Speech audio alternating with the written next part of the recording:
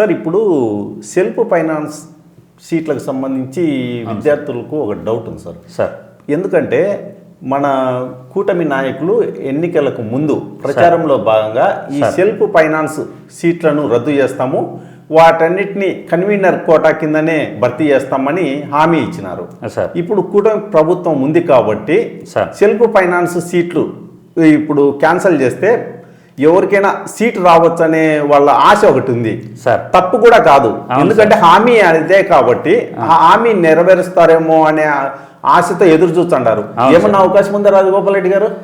Sir, self finance సీట్లు ఇప్పుడు కూడా ప్రభుత్వం గాన రద్దు చేస్తే ఎన్నికలలో ఇచ్చిన హామీ ప్రకారం గత ఎన్నికలలో కూటమి ప్రభుత్వ నాయకులు ప్రస్తుత ముఖ్యమంత్రి గారు చంద్రబాబు నాయుడు గారు కానీ, పవన్ కళ్యాణ్ గారు కానీ, పురంధేశ్వర్ గారు కానీ సెల్ఫ్ ఫైనాన్స్ సీట్లు మేము రద్దు చేస్తాము, జగన్మోహన్ రెడ్డి మెడికల్ కళాశాలలో సీట్లు అమ్ముకున్నాడు అని ప్రచారం చేసిన వీళ్ళు ఇచ్చిన మాట ప్రకారం ఇప్పుడు కూడా సెల్ఫ్ ఫైనాన్స్ సీట్లు కానీ రద్దు చేస్తే 375 సీట్లు గత సంవత్సరంలో సీట్లు ఇప్పుడు విద్యార్థులకు లాభం కలుగుతుంది సార్.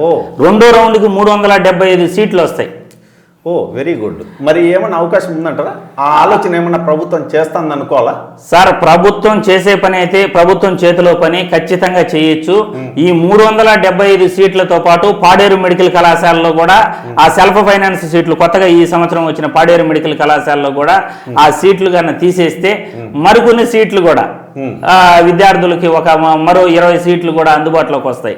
అంటే 375 ప్లస్ ఒక 20 దాదాపు 400 సీట్ల వరకు మళ్ళీ విద్యార్థులకు ఉపయోగపడుతుంది. తద్వారా కటాఫ్ కూడా తగ్గుతుంది, విద్యార్థులకు ఎంతో మేలు జరుగుతుంది.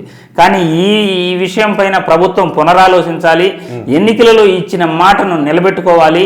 ఎందుకంటే ప్రభుత్వం వేరే వేరే అంశాలపైన దృష్టి పెడతా ఉంది కానీ విద్యార్థుల గురించి కానీ ప్రజల గురించి కానీ కరెక్ట్ సరైన సమయంలో సరైన నిర్ణయం తీసుకోవట్లేదనేదే మా వాదన.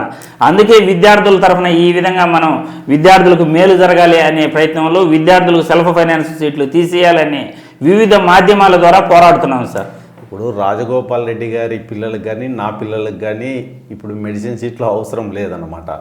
సెల్ఫ్ ఫైనాన్స్ సీట్లు రద్దు చేయడం వలన మా పిల్లలకు కొత్తగా వచ్చేది కానీ ఏం ప్రయోజనం ఉండదు. కాకపోతే ఏంటంటే విద్యార్థులు అందరి ప్రయోజనాలను దృష్టిలో పెట్టుకొని కూటమి నాయకులు గతంలో ఇచ్చిన హామీని నెరవేర్చాలని డిమాండ్ చేస్తున్నాం. అంతకుమించి వేరే ఉద్దేశం ఏం లేదు.